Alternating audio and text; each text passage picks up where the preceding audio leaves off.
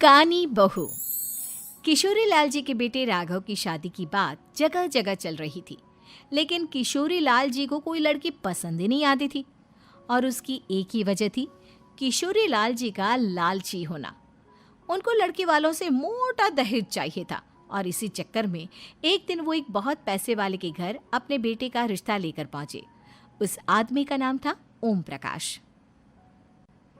देखिए किशोरी लाल जी, मेरी एक ही बेटी है और मेरी सारी संपत्ति जायदाद सब कुछ मेरी बेटी नैना का ही है। पापा, नाम से लगता है बहुत खूबसूरत होगी। कितना अच्छा नाम है ना, नैना। ओ, वैसे बात तो सही है आपकी। अब इतना पैसा है, जमीन जायदाद है, इकलौती बेटी, आप भी क्या करेंगे? सब कुछ उसे ही देंगे ना। बिल्कुल ठीक पहचाना आपने। बस बेटी की शादी और सारी जायदाद उसके नाम। पापा, बिना देखे हाँ कर दीजिए ना। इतना अच्छा रिश्ता फिर कहाँ मिलेगा? माला माल हो जाएंगे हम। मैं अपनी बेटी को बुलाता हूँ। अरे नहीं नहीं नहीं नहीं, आपकी बेटी का नाम नैना है, सुनकर ही लगता है बहुत सुंदर होगी। रहने दीजिए अंकल, मैं तो आपकी बेटी के नाम से ही इतना खुश हो गया हूँ कि उसे बिना देखे शादी करने को तैयार हूँ। अब तो मैं उसका चेहरा सीधे शादी के बाद ही देखूंगा।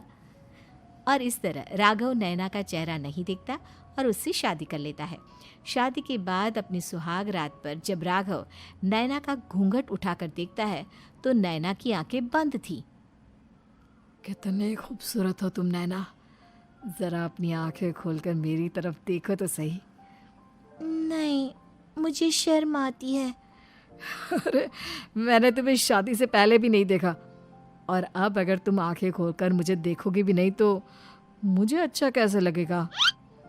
इससे पहले कि नैना अपनी आंखें खोलकर राघव की तरफ देखती, अचानक से लाइट चली गई और राघव नैना को पूरी तरह से देख भी नहीं पाया।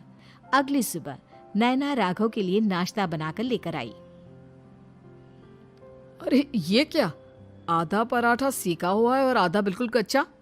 ये तुमने क्या किया नैना?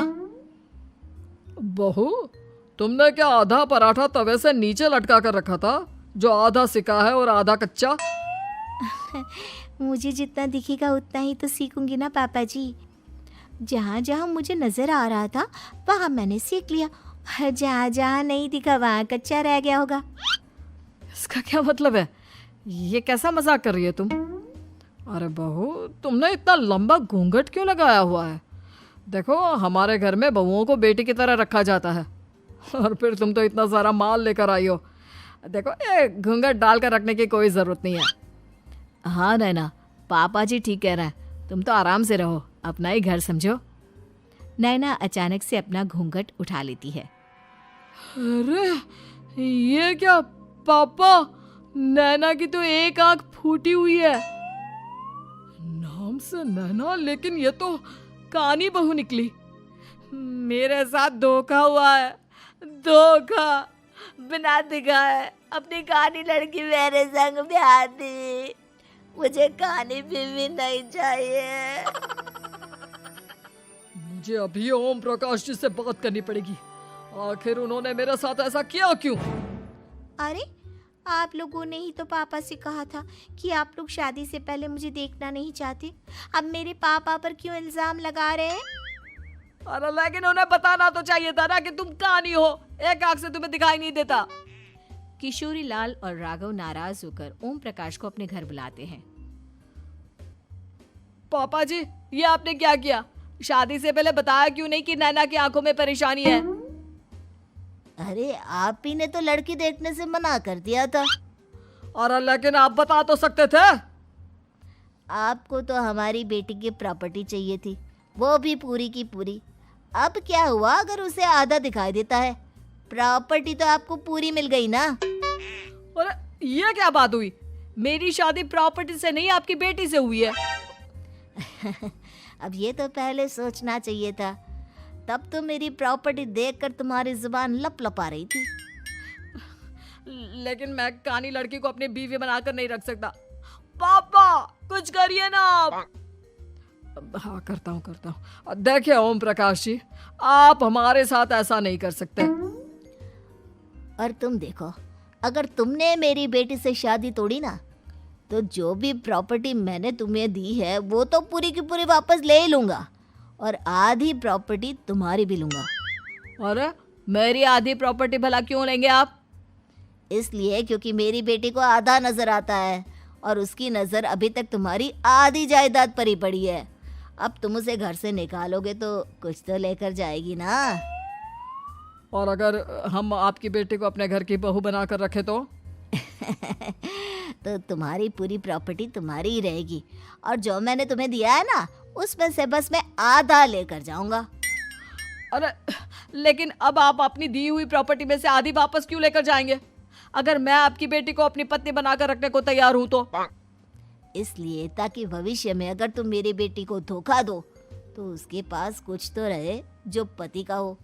वैसे मेरे पास तो बहुत कुछ है, लेकिन अपने पति की कोई निशानी तो उसके पास होनी चाहिए ना। अब अगर तुमने मेरी बेटी को कानी कहा तो तुम्हें प्रॉपर्टी भी कानी ही मिलेगी, पूरी नहीं। जमाए राजा। किशोरी लाल और राघव समझ चुके थे कि वो बुरी तरह फंस चुके हैं और अब उनके पास वहां से निकलने का कोई चारा नहीं है। अब समझ में आया ना, लालच बुरी बला होती है। एक तो तुम्हें प्रॉपर्टी मिली, ऊपर से बीवी मिली, उसमें तुम्हें नखरे भी दिखाने हैं। आए बड़े, चुपचाप बैठो दोनों। कुछ दिनों के बाद नैना राघव की कार लेकर बाजार घूमने निकलती है और जब कार लेकर वापस आती है, ये क्या? एक तरफ से मेरी गाड़ी पूरी खराब हो चुकी है। लगता है तुमने मेरी गाड़ी को किसी दूसरी गाड़ी के साथ एक्सीडेंट किया है। अरे अरे कितना बड़ा नुकसान कर दिया तुमने बहू। वो क्या है ना पापा जी, मुझे एक आंख से दिखाई नहीं दे रहा था, सामने से गाड़ी आ रही थी। मुझे तो सिर्फ आधा ही दिखाई दिया और वो गाड़ी मेरी कार से रगड़ते हुए निकल गई। अब मैं क्या करूं बताओ? आप इसे ठीक कराने के पैसे कौन देगा? तुम्हारे पापा? तुमने मुझसे इस तरह से बात की? अभी रुको। नैना राघव की शिकायत ओम प्रकाश को कर देती है। देखो राघव, अब जो मेरी आधी प्रॉपर्टी तुम्हारे पास थी ना, उसमें से आधी और मैं लेकर जाऊंगा, क्योंकि तुमने मेरी बेटी को डांटा। अरे नहीं नहीं पापा जी, गलती हो गई, माफ कर दो। गलती की तो कोई गुंजाइश ही नहीं। अगली बार मेरी बेटी को डांटा तो बची हुई आधी में से आधी और ले जाऊंगा। लालच के चक्कर में हम दोनों ने बहुत बड़ी गलती कर दी बेटा। एक तो तुम्हें कानी बहू मिली और ऊपर से जो माल मिला वो भी काना। इस तरह राघव की हर एक गलती पर ओम प्रकाश उसकी प्रॉपर्टी का आधा आधा हिस्सा लेकर अपना सारा माल वापस ले गया और राघव को कानी बीवी से काम चलाना पड़ा। भाई लालच वाकई में बुरी बला है।